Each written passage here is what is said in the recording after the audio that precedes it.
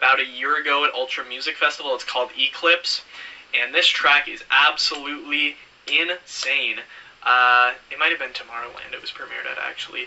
It's a truly awesome orchestral intro leading into a hard electro drop.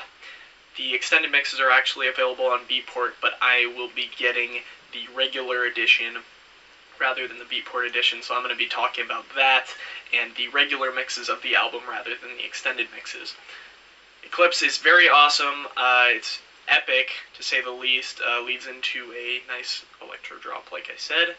And basically, that's probably my favorite track from the record. Other than that, and the closer track, which is kind of ironic, the opener and the closer are my favorite two tracks. It's called Birds Fly and has Mr. Probs, who you'd probably know from his track Waves that Robin Schulz remixed, and that got very popular this last year. A few of my other favorites include Follow Me with Jason Derulo.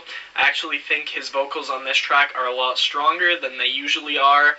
Like I said, it's one of my favorites, but I have a couple bones to pick with it. One, that he seems to stretch his vocals a little too much when he goes like, I'm not going to attempt to sing here, but he seems to want to stretch and make his voice more emotional than it could be if he just sang like he regularly sings. I'm not a big fan of his solo music, like especially the stuff that's come out the last year, Talk Dirty, Wiggle, all that stuff just really doesn't appeal to me. But this particular song, he shows off his vocals very well and leads into a nice melodic progressive drop, which, as you guys should know, a track called Sally that's had a lot of controversy. He did it with Harrison, who did the vocals for Ain't a Party by David Guetta. He's like, let me see your freaking hands, you know, that guy. I like his vocals, but not on this track. Actually, I like the vocals. I hate the lyrics. The lyrics are absolutely horrifying. I don't even know how to explain it other than if it was supposed to be a joke track of some sort, like Skrillex's Doompy Poomp, I think was supposed to be a joke track, but I just can't find anything redeeming in this track at all. Like, it basically sounds like the guitar sounds like a rerun of Ain't a Party with David Guetta, and then the drop doesn't center around Hardwell's sound at all. It sounds like Vinay or Rehab, the stuff they've been doing lately. Not that I have a lot against how it particularly sounds, but it's just been so overused, you kind of expect Hardwell to include more of his own styles rather than this, and this track is just absolutely horrifying. Even compared to the rest of the album, which I wasn't entirely crazy about, this track in particular is just bad. Tiesto comes back on the record to do another track called Colors with Andreas Moe and obviously Hardwell. On Tiesto's last record, A Town Called Paradise, Hardwell and Andreas Moe were both featured in, both in different tracks. So I'm going to kind of compare and contrast those. The last track he did with Hardwell, called Written in Reverse, I loved. It was my favorite track on Tiesto's record. The track with Andreas Moe was called Echoes. There's actually a Hardwell track on this album called Echo, which is very confusing. Everything's kind of flip-flopped. Like I said, I didn't care about Tiesto's record that much. It just seemed like most of it was thrown in. There were a few great tracks, but let's stop talking about Tiesto. Basically, this track just sounds like all of Tiesto's failed attempts from the record. Not that I'm saying I hate it. The vocals are probably the strong point on the track because I'm not crazy about the production and how this song acts. I'm not crazy about that. Don't Stop the Madness with W&W. Just W&W in general these days I haven't been crazy about, but this track, especially with the beginning, Fat Man Scoop, who featured on Skrillex's Recess last year, he's like, Fat Man Scoop, well, it's just annoying, and I don't really see a need to have him on the record at all. The first time I heard this, that was the vocal copy, not the instrumental one. I had heard the instrumental a while before the vocal, but when he premiered the vocal, I was just like, man, this is awful. It would have been better if he wouldn't have thrown this vocal on. I don't really get why it's there anyway, but even if it wasn't there, I wouldn't have been crazy about the track, so I guess whatever, it's just one of those tracks that I wasn't crazy about to be. They'd done this on purpose. Addicted to a Memory sounds a tiny bit, at least in the beginning, I think, like Hourglass, which was the intro track on Clarity, and but this time kind of leads into a harder electro drop, and then actually pulls in 3 unique drops with this one, and I was absolutely in love with this track from the start. First time I heard it in full anyway.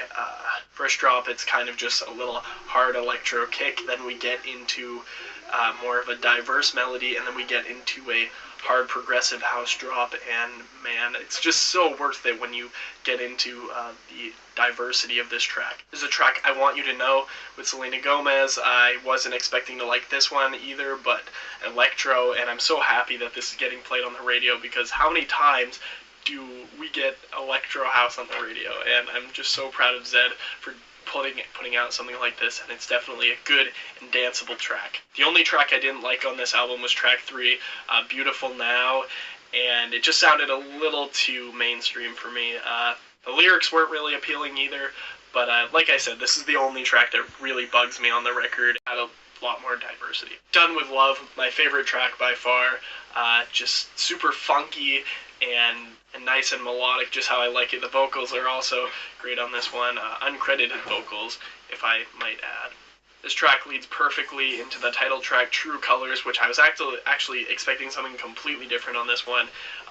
No EDM influence. It starts out with a little bit of a piano and gets into this kind of indie rock vibe and kind of more of a slower style, but I really like the way this beautifully transitions from Done With Love into this track, and this is one of the tracks that really makes you want to listen to the record as a whole and not just for the singles, and that's what I think I love about this record most, is you can play it straight through with no interruptions, and it's just absolutely fantastic. This is the track Paper Cut, and this one's super progressive, builds up very well, and ends up being one of the probably fan favorites off the record. This one's probably going to be big in the EDM world, bringing back that progressive house style that we've seen a few years back, because instead of getting a just pop EDM album, we got more than that, and we got slow, hard electro, we got regular electro, we've got progressive house, we've got big room, that botneck style, and this could definitely be a huge big room banger that could be a hit on the main stage. I can't wait for the extended mix to come out so I can snatch that. Daisy, not extremely interesting of a track, but definitely not one of my least favorites. I've heard some criticisms on this track, but it's a short track, and I think it's meant to lead into the final track, Illusion, and I've heard some hate on this track too, but honestly, it's very interesting and very compelling as a track. More of a progressive sound and definitely interesting, and I don't really see the need to criticize this, because even though I was slightly a little more bored with this track than a lot of the other tracks, I think that's kind of its purpose, just kind of let down at the very end of the record.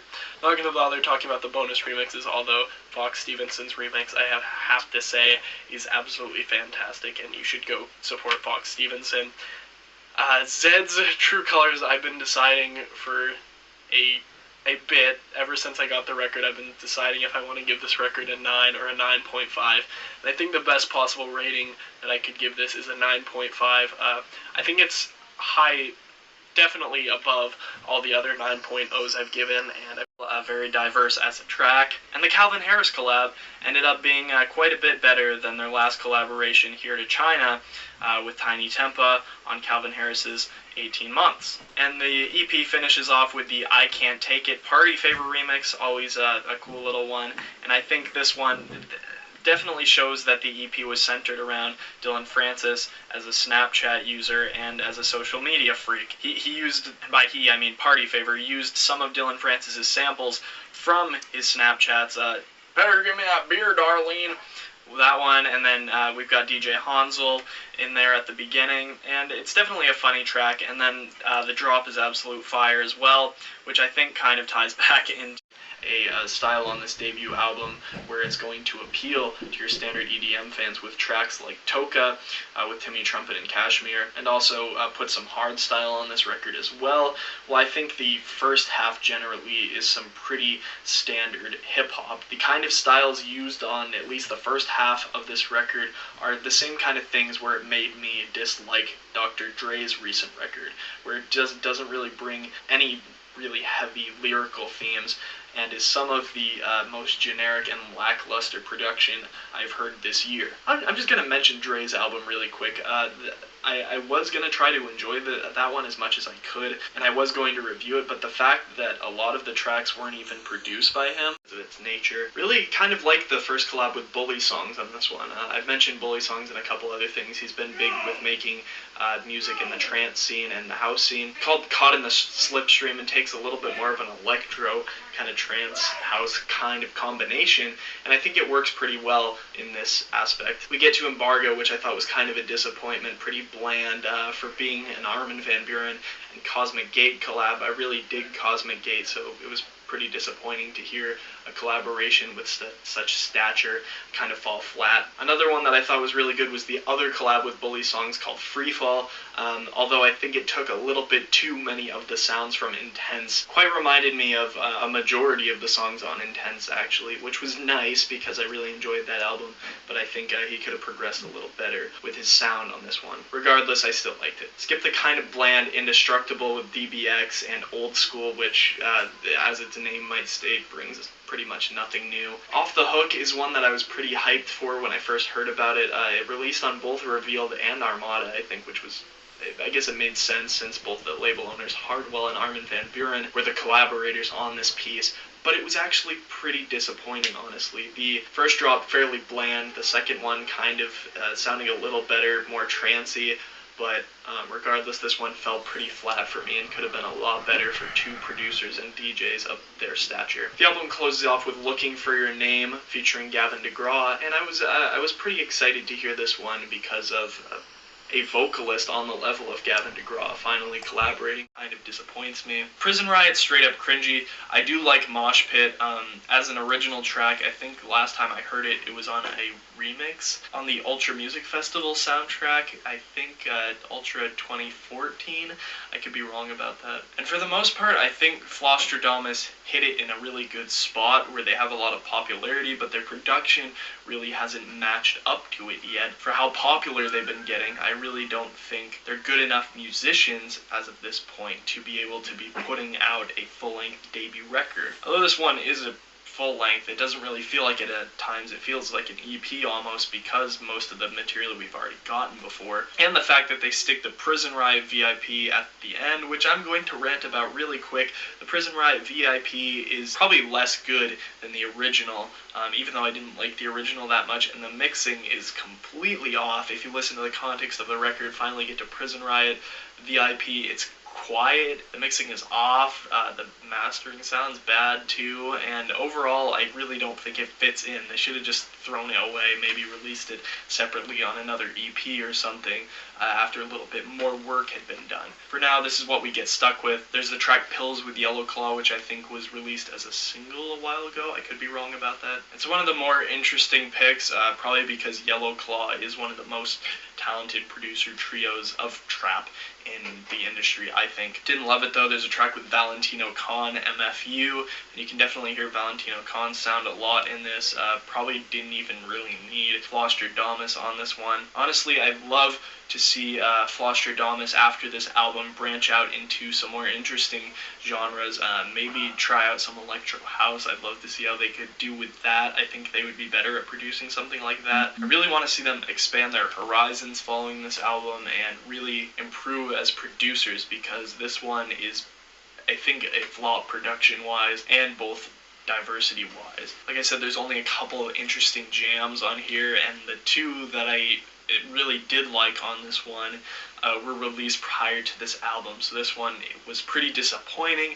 I'm going to give this one a solid 2. You guys remember with my Laid Back Luke review, I gave that one a solid 2 as well, for very different reasoning, mostly because that one was fairly generic, just a debut album, because he did release an album in 2012 called Eric Prydz Presents Prida, but it was under the alias Prida, which is just him once again. So technically, therefore, this is his first album fully as just Eric Prydz under that alias. For the sake of all the fans who are going to hate me if I call this his debut album, I'm going to call this his sophomore record. Now, going back to the Prida album, you can tell Eric Prydz is a complete innovator when it came to dance music. In fact, that's the era where on the deluxe version we got Miami to Atlanta, which is the origin of the infamous Prida snare, which has been used in nearly every big room song since then. Most notably tracks like In My Mind, Axwell Remix, which heavily uses it, and Animals by Martin Garrix, along with basically every other track on Spinnin' Records in 2013, 2014. He really is truly one of the pioneers, coming out with hits like Call on Me, which is probably one of my favorite jams by him, along with Piano. Of course, I do like tracks such as Miami to Atlanta as well. That's one of my favorites by him, regardless of how much I hear that freaking Prida snare. Also, jams like Align are really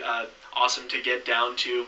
Going into this, I expected the absolute worst, since primarily Tobu's singles have always been progressive house. That's kind of been his motto, just releasing melodic progressive house since the very beginning, kind of growing in that no copyright sounds kind of scene, providing free downloads for all of his stuff, and for that I strongly commend him. He's definitely an awesome producer, and he's got a ton of potential. But with the concept of an album, I didn't see much coming, so going into this, I wasn't really expecting much from this thing. I actually got more than I expected out of this sucker. Honestly, there's some good gems in here. Obviously not going to be an absolutely amazing record, but for the most part, he tries to make a really solid and diverse thing, and it works in some spots. Right off the bat, you can see some ultra cheese in this thing, especially within the titles, just naming off some things like Tobu has also been one to kind of rip off the Avicii sound quite a bit of times, and a lot of times it's worked. With this album, I don't think it works in a lot of places, especially on the lead single, Let It Be Now, with Brandon Mathias. I do like Mathias' vocal appearance on this one, but I think for the most part this melody is just such a cheeseball that it's very distracting from what we're actually getting in this thing. There's a whole buttload of collaborators on this sucker, but for some reason none of them are credited on iTunes, which is very odd. William Eck, who I've come to respect in the past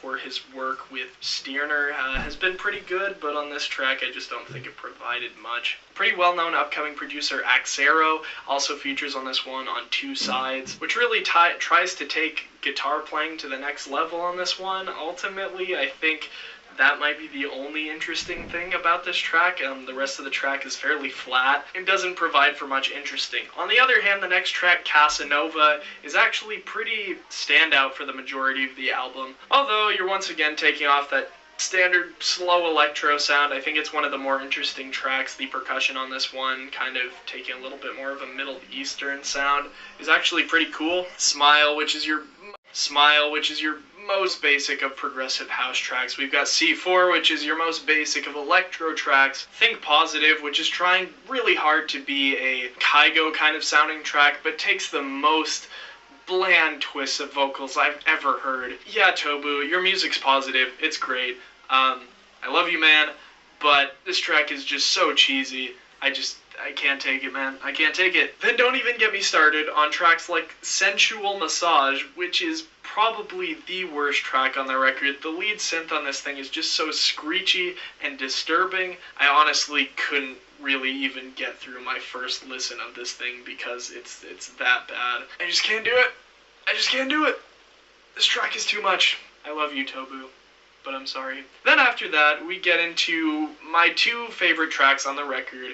I Feel Lighter kind of works. We've got this Damn Son, Where'd You Find This vocal that we've heard so many times in trap tracks and mixes and things like that, and we're hearing it for some reason in a progressive house track, and its context makes absolutely no sense. It comes kind of off-key and off-beat, and something about that just is really attractive to me. The lead melody in this thing is actually pretty infectious as well. I'm really enjoying it. And then the random dubstep drop is just so cheesy and so bad that it's somehow good. And this made for, because I was laughing at this one actually, it made one of the better tracks on the record. Something really cool that I think could go off well live because it's just so quirky that it's fun. I think people will really enjoy this one. So I've been so freaking negative in this review. I'm sorry I've really had to do this. I'm feeling a 2.5 is pretty generous on this thing, so that's what I'm gonna give it. There are some really cool points on this album, certain times that I'm really It's called Jungle Bay, and I really didn't like it. It's kind of got a big room style, and as you guys know, I'm not really crazy on that big room house style, where it's just spinning record sound. Let's just get the mainstream stuff out of the way. That is my least favorite track on the record. I'm just going to point that out. Most of the other stuff I am absolutely crazy about, though, like this first real track on this record called Beats Knockin', and basically this track is kind of a rerun of Express Yourself by Diplo, if you guys remember that one. It's with Nikki to be, R.I.P. to that guy because tunes right now, but I'm going to get into the tracks that I really liked. So the track with 2 Chainz, I was really surprised because I really don't like 2 Chainz. He's had a lot of bad appearances on just random pop tracks, and he doesn't really seem to fit in, but on this one, goes on talking about how he is the junk, and he probably needs Febreze. I use that term loosely because he says a word that I don't say, and that's gonna make me sound like a wimp, but I don't swear, so gotta keep the channel family friendly. And this track's called Febreze. Like I said, he actually comes up with some clever lyrics on this one, which I haven't really seen previously. It's just kind of lame, like, oh, innuendo, ooh, this is cool. Not really. To get into this, I'm going to talk a little bit about my thoughts on hardstyle, and you might have heard it a little bit when I've talked on Sakura Burst album Deconstructing Nature. Had a little bit of a hardstyle influence on one of the songs, and a lot of people enjoy it as this pure euphoric kind of energy and just kind of pumping dance music. And just the thing that I really don't like about it is actually shown off extremely well in this record. The fact that many of the hardstyle tracks use the same exact lead synth, use the same exact kick sample, and I don't know if it's slightly deferred or if everyone that produces hardstyle just happens to use the same things. It seems like most of the popular hardstyle producers use the same lead synths and the same kick, which is the bonk kick, and most of that is clearly shown in this record, and that's why I'm going to have a little bit of a loss for words for what to say in this album review, because honestly, most of it is basically just the same lead synth and the same kick, and honestly, basically this album sounds like the same track over and over again, and I could not for the life of me get through this record. And now I don't mean to say that this entire record is terrible, like that last record I reviewed. I'm not going to talk about it. I never want to talk about that record again. I want to forget I listened to that, but this record's not as bad as that one. But honestly, if you hear the same track over and over again, like this record is, and like most we get the track Night Riders, which is just a very well-produced hip-hop song and kind of reggaeton kind of track, and even though I'm not usually into this style, this one's very good, and that's something I seem to notice with this album, is that they kind of blend some new styles rather than taking that classic hip-hop Moombahton route, and they kind of mix it up a little, get some new sounds and get EDM and get kind of that audience that they want finally attracted to their music, and that's something that was really great about this record for me, is that I finally found myself enjoying and being able to groove to this stuff. We even get a little bit of a future bass sound on tracks like Powerful with Ellie Goulding, and just like I said, they're experimenting with a lot of different sounds, and I feel like Peace is the Mission is a step toward the right direction, and I'm definitely looking forward to their next upcoming album, Music is the Weapon, which I think is going to be a direct sequel to this album, and I'm hoping it'll be even better, maybe having a lot of respect for a long time. I'd even argue that he was one of my favorite main stage EDM producers for a good chunk of time. In fact, his big breakout single, Tsunami, with Dubs, was actually one of the first big room EDM songs I ever actually liked, next to Martin Garrix's Animals, Sandro Silva and Quintino's Epic, etc., etc., along with songs like Invincible, which at the time of its release was one of my favorite progressive house songs. But in time, I lost both interest and respect over Borges, as I realized that a good chunk of his music is ghost-produced. But with the announcement of this album, there was a little spark. There was a bit of hope in me, just kind of hoping that Borges would be able to release something that would redeem my opinions on him. Although I definitely wanted it to be, I sadly can't say there was anything extremely redeeming naming about this album. Borges released a heap of singles leading up to this thing, primarily the song Ride It with Sean Paul, an artist who I probably haven't heard from in like 5 years, so I was really surprised to see him make an appearance on this one. But I wasn't extremely impressed with it, and part of that might be the nostalgia factor because I was mostly in love with his house songs, and with this one we see him expanding into a number of different genres. But the real question with this album is, do those genres make up for the spots that are extremely weak in this album?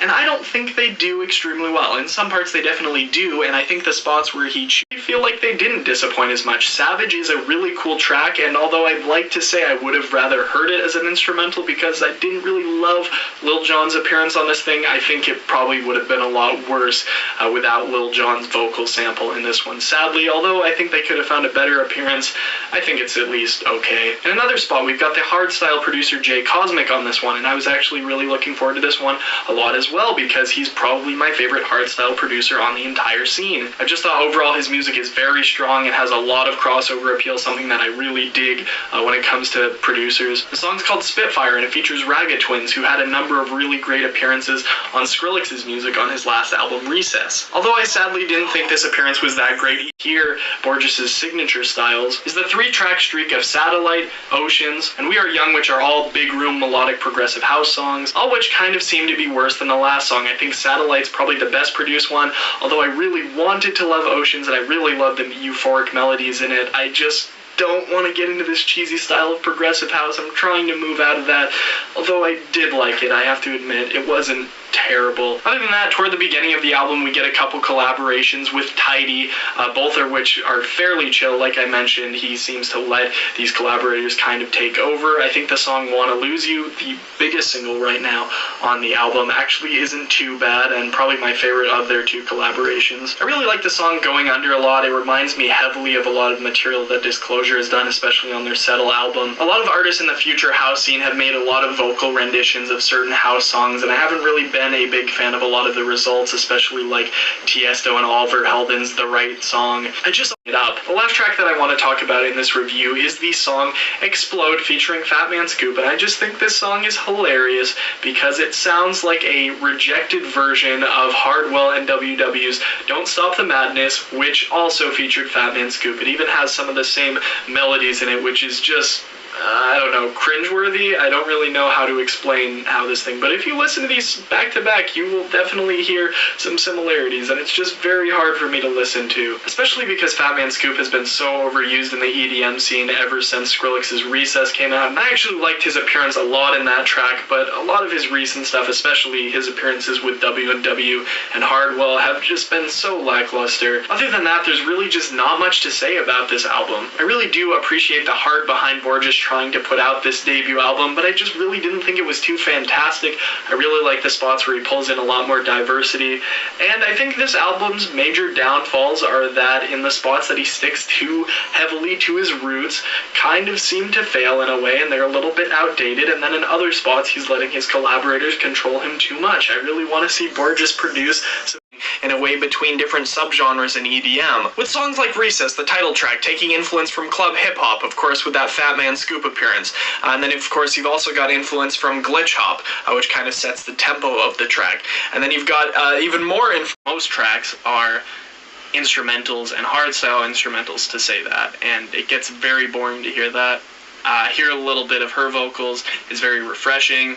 We also hear the track Roots, which goes off kind of a classic Shortcake kind of sound, but does bring a little bit more of a different sound than if Wild Styles had just directly copied Showtek's old sound, and that's partially why I enjoyed it. Classic hardstyle to me actually sounds pretty good, with tracks like the F track by Showtek and FTS. Those tracks are very good, and what hardstyle has kind of evolved into is just this kind of generic style, and that's kind of the same route I went with Big Room, where everything just kind of sounded the same, and that's what really pushed me away from it. Speaking of Big Room, there's the track Turn the Music Up, and I honestly feel like this was just pointing in the direction of something like Turn Up the Speakers by Martin Garrix and Afrojack. There's just lots of tracks that sound like this, and this is just supposed to be a Big Room hit, and I feel like this is something that Wild Styles felt like he could push to artists like W&W and Headhunters and people like that who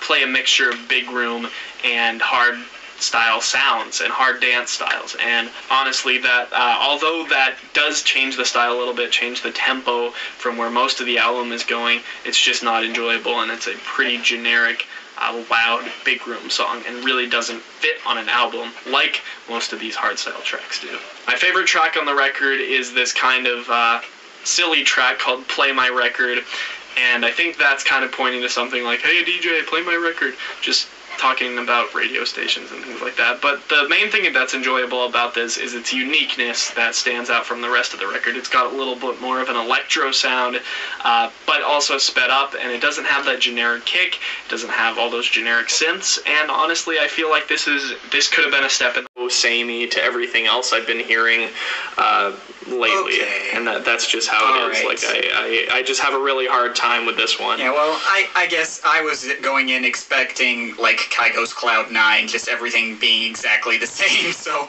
and I did not get that. So I'm just. I think it's fine for what it is. So for me, my rating would be, for me, 7.3 out of 10. I think it's good. And for you? I think for me, for the aviary, I'm probably feeling like a strong 3.5 out of 10. That's probably the highest I can go for this. So, today we're talking about this new Galantis album, The Aviary, and so let's start with that. So your thoughts on the two guys in Galantis?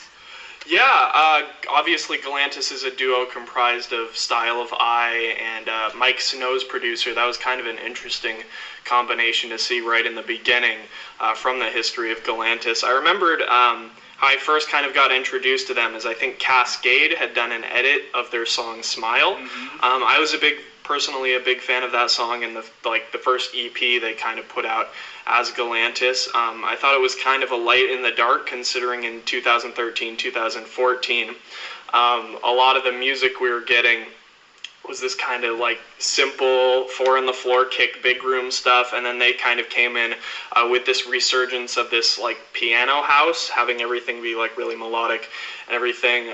That's mainly what attracted me to them in the first place, and I thought they brought kind of an interesting flair, being from two totally like polar projects, being one in like kind of the indie rock vein and everything.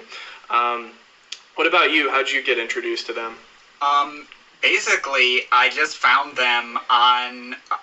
Galantis on the iTunes dance charts. They were number one for a while, and I picked them, as a lot of people know, for my very first review on The Wonky Angle.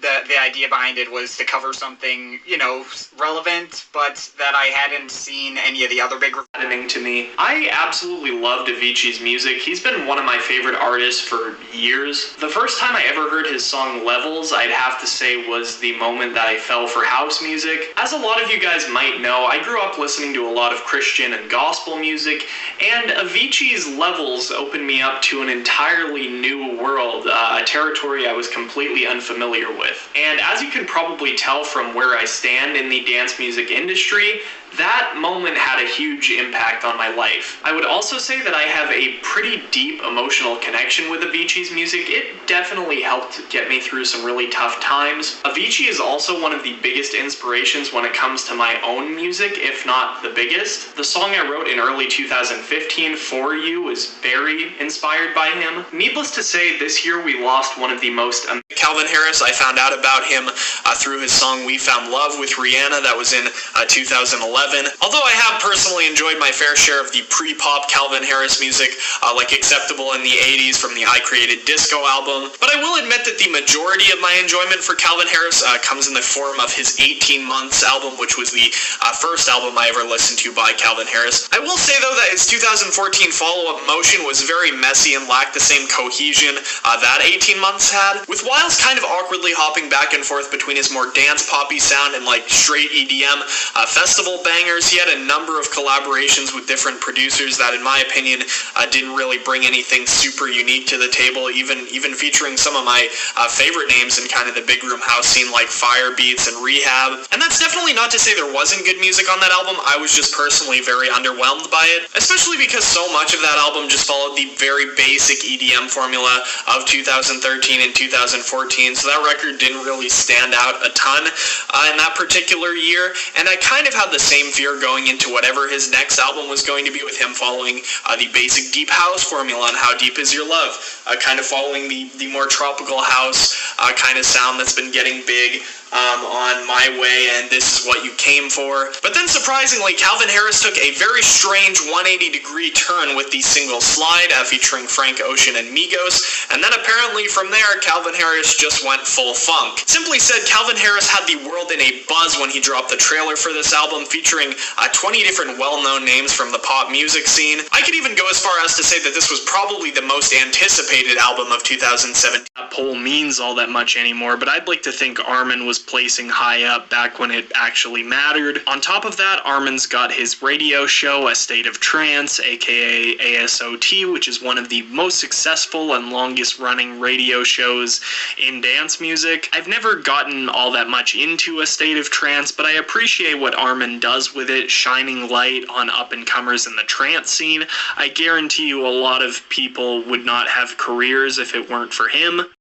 Well, let me tell you a story. It's 2013, I'm just about wrapping up my sophomore year of high school, and for the first time ever, I'm really starting to get into dance music. Listening to a lot of Knife Party, Avicii, Deadmau5, Hardwell, Swedish House Mafia, who had just recently broken up. At the same time, my older sister is also really getting into dance music, more specifically trance, which I had a really hard time getting into. When it came to the dance music that was being released around that time, I was much more into the big, euphoric EDM drops, and, you know, trance is a much more soft-spoken genre, so it didn't really have a lot for me. So then, of course, my sister suggested Armin van Buuren to me, who was fittingly just about to put out his 5th studio album, Intense, a project that, needless to say, I ended up liking quite a bit. Sure, the album was a bit commercial compared to some of Armin's previous projects, but for someone like me who was really into the commercial side of EDM at that point, it served as a really nice gateway into Armin's kind of signature trance, just kind of dragging you through all of these different styles for an hour and a half straight. It's not an experience worth experiencing. While I don't necessarily think Balance is the worst EDM album of the year, though it comes close with Quintino's album, it is really the most frustrating one for me. I would have been fine with an album that was just okay, but as an Armin fan, this album was straight up insulting, just a constantly pandering, disingenuous mess. For Balance, I am feeling a decent 2.5 out of 10. As always, if you guys haven't listened to this album yet and you'd like to, I have the Spotify link down in the description, and if you have listened to the album, make sure to let me know what you think